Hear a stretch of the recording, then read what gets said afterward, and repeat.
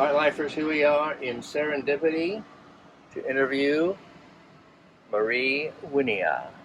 Hello. How are you Hi. doing? Yeah, how nice to see you. So why are we here today? Well, we were chatting about different lifestyles in vans, and I am a full-time van lifer. That's right. I have a few more toys than you could probably carry in your van. Because you decided on a van travel to travel all the time. Correct. And we decided to travel maybe a few days, a week, or a month at a time. So what are the challenges and the advantages of months and months and months long travel? Well, let's start with advantages because it's easy to come up with challenges. But it is nice because once you get in the rhythm of van life, it's pretty simple. You eat simply, you prepare anything simply, you try to make things simple. You're not looking for complicated places to go to. I'm looking for nature. So I like nature trails, getting out into remote areas, sitting still for days at a time, and listening to the birds, hoping something on four legs wanders by and says hello. Yeah, we have a very different view of van life, I think. You showed me earlier that you have a whole bunch of things we don't have, like in your cabinet, to cook with, to prepare things with. So, do you cook all the time, or do you go to restaurants and just cook some of the time, or do you cook most of the time and every once in a while go out? I cook most of the time. Every once in a while I go out. If I am sitting still for a longer period of time, I will cook more elaborately. But if I'm on the road and traveling, I live on hamburgers, pre-cooked bacon, and eggs. Oh, okay. Really? Yeah. Are there vegetables in there anywhere? No, not really. Really? Yeah. And you're still alive. And I'm still kicking. Well, at least I do frozen vegetables or something. I do really well Yeah? on just those things. Really? No. So you're like kind of the opposite of a vegetarian. Yeah, everything I eat, well, not everything I eat is vegetarian, but most of it is. Well, you said you have meat. So that's not vegetarian. What I mean. Cows are vegetarian. Oh, Lord. Sheep are vegetarians. The things you eat are vegetarian, but Yes, you're not. Okay. Yes. I'm a one-pot cook. Oh, okay. I pretty much cook everything in a cast iron skillet on an induction top or a grill. Right. One of the two. And I think that's the thing is because you're gone for months on end, I'm assuming. Yeah, so you have to streamline, I guess would be the word. Yeah. It does make it easier. Yeah. It does. But you're doing mostly fresh food. Mostly. Yeah. Because it's easy to have frozen meat. Right. Or canned meat. Now that is the one exception. I can a lot of meat. I can ground beef, I can pork, chicken, and beef. Really? So I can open a can and just warm it up in a pot. Oh my Lord, really? And by a can, do you mean an actual can, or you're doing bottling? In a jar. In a jar. Ball jar. Yeah, you boil it and it seals. Pressure can it. Pressure can it, So what do you carry with you to cook with? I carry an Instant Pot, the induction cooktop, a couple of cast iron skillets, and a couple of saucepans.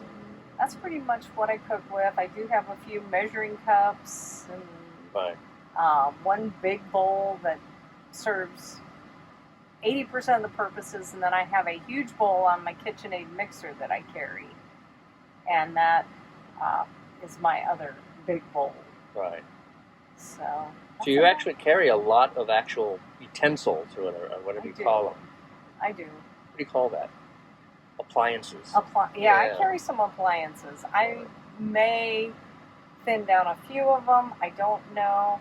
I'm always looking for a better mousetrap. Right. So I don't know. And then I have a coffee addiction. So as you show my automated espresso machine. Yeah. And your Berkey in the back. Yeah, and the Berkey in the back. And they both ride right there. Right. They're held in with Velcro, and it seems to work. And as long as it works. Yeah. I thank Terry Minix for that. He did that. Really? Yeah, he came up with that solution for me. Good. So it's actually strapped with Velcro, and that's attached to... Behind the vent. Oh, that's a vent. Yeah, since you have a different embassy than I have, that is my air conditioning. Right, so. your vents are different. Yeah, ours are circular, and yours, I guess. Yeah. I have two of the circular up. Yeah, you've got the circular up in the top. Because you are in what is called an SS. It used to be called a Sport. With the one bed and the big, beautiful, long cabinet.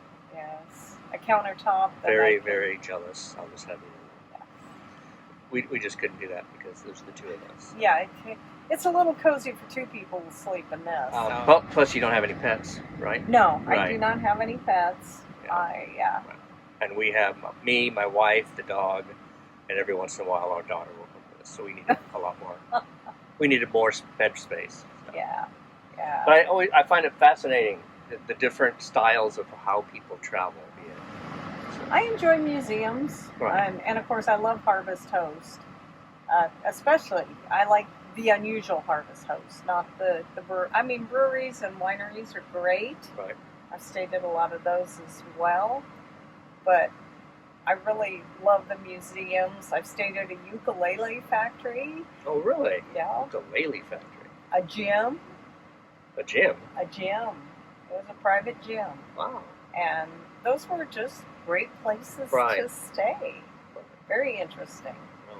And this is a 2024? Yeah, van? 2024. Yeah, so you just got this. In April, yes. Wow. And you've already traveled 450,000 miles? Oh no. 6,816. 6,800, and you've already got memories behind you. Oh, yeah. Yeah, you see, that's great. That's what's wonderful. It gives you all the freedom in the world. So, yep. What's your favorite experience? That is so hard because... That's why I ask it. It always seems like whatever I just did is my favorite. Right. They always up each other. But I was on the Blue Ridge Parkway about 6 weeks ago, and that definitely is a top 5 for me. Oh, wow, okay. The hiking was phenomenal. The views were great. The weather was perfect. And the people were amazing. And I would recommend anyone go to the Cradle of Forestry there around Mount Pisgah. What a phenomenal place. Great museum, but also it's the old forestry school, the first one in the United States. And they preserved so much of it. It's really neat. Yeah. And you can even ring the bell on an old train. Really? Yeah. All right, we're going to have to go there next. You do. So in July of 23, I decided to do a favor for my friend Scott Watson of Go Small Live Large and take a tour of the Embassy Factory. And I went out and I took the tour, and I was very impressed with the factory. I was impressed with Terry Minix and Embassy in general, but I was not ready to give up my Winnebago Travato and buy a new van. So I toured, and if you ever go take the tour at Embassy, you go through all the stages of a van build. So one of the first ones you look at is virtually a stripped, empty box van with nothing in it.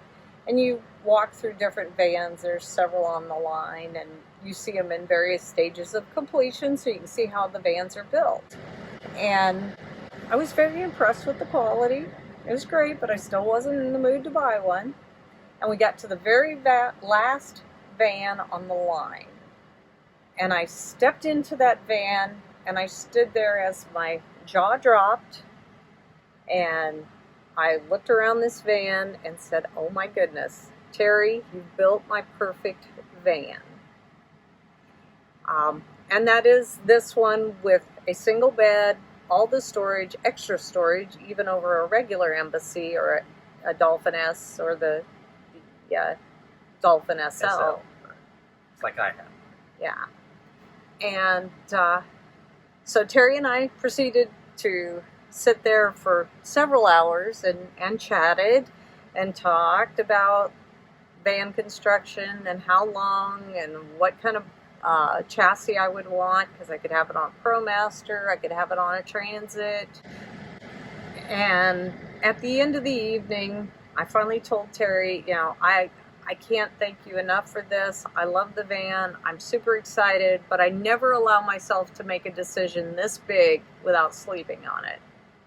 And so Terry was gracious, as Terry always is, and smiled and said, sure. And I left him there because he probably should have left an hour or two before, but he stayed there with me. That's Terry. And I went back to my son's house, and of course I told him all about it.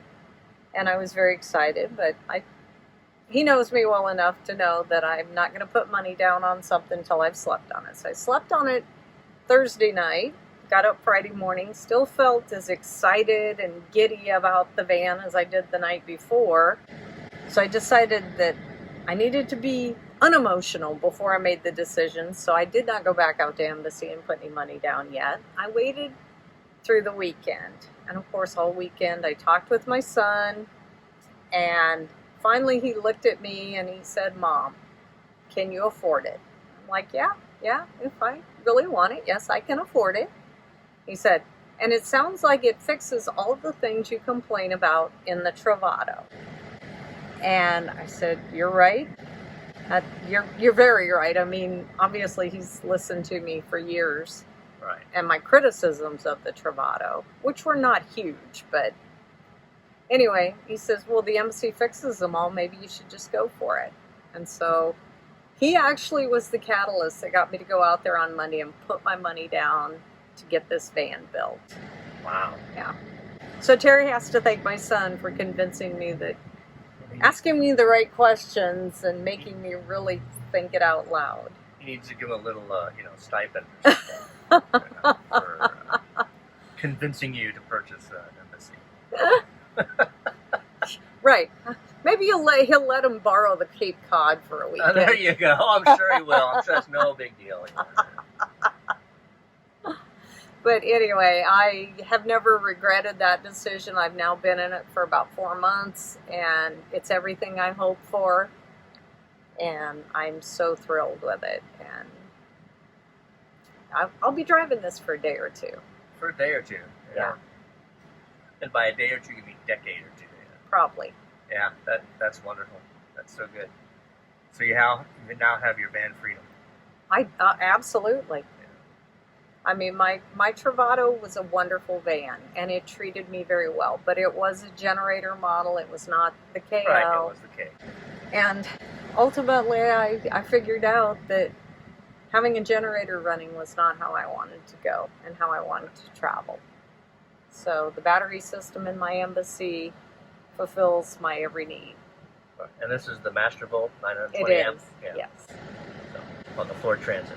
Yes. 2024 with push-button start that I don't have, so I'm jealous already. And you have a lot more window space than we do. I mean, just huge amount of window space. That's the big advantage of this one. Yes. It only really kind of sleeps the one. Could you sleep two in here, or? You'd have to be really good friends or very tiny people. Yeah, but you could do it. It could in be in done. a pinch. It could be done. Right. If you had a grandkid or something. Yeah, maybe, yeah. I mean, the bed works out to about, 33 inches wide when these are laid down. I mean, it's the 27 or 28 inches wide of the mattress, and then also the backrest. Right. So it's not impossible. Right. So, well, good. Well, thank you so much. You're welcome. We'll be seeing you. Is there any last minute things you want to say? Well, I don't think so. I mean, the longer I travel, the more I change what I'm traveling with, and I'm still learning this van. Right. And so, it's hard. It's still a work in progress on Right. what I'm going to carry, what I'm going to do, Right. what kind of storage solutions I might utilize, although Embassy helps with that a lot. Right. They give us so much storage. I'll always carry way more than I need, but that's just me. Right. But then you'll change after a while. You'll say, I've never used this, so I might as well just Exactly. Yeah. So I think that's it. That's it. Well, be seeing you.